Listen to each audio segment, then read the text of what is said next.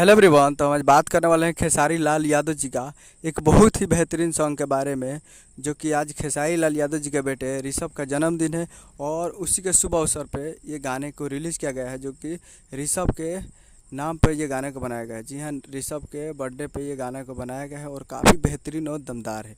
और ये गाना आ भी गया है। जी हाँ, ये फुल वीडियो सॉन्ग में रिलीज हो चुका है, जो कि गाना को लिखे हैं पवन पांडे जी और इसमें म्यूजिक है आर्या शर्मा जी का। और इस गाने को गाए हैं खेसारी लाल यादव जी।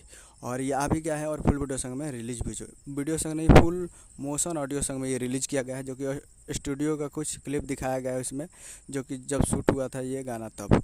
तो उसी का क्लिप दिखाकर इस गाने को रिलीज़ किया गया है और ये आ चुका है। और लिखा है, इस गाने का नाम है हैप्पी बर्थडे बेटा ऋषभ।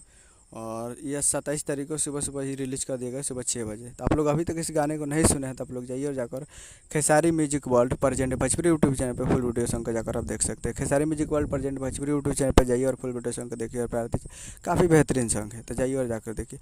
उम्मीद करूँगा वीडियो चलाओ, चैनल को सब्सक्राइब कर भेजते हैं। मिलते हैं अगले वीडियो में, तब तक के लिए जय हिंद, जय भोजपुरी।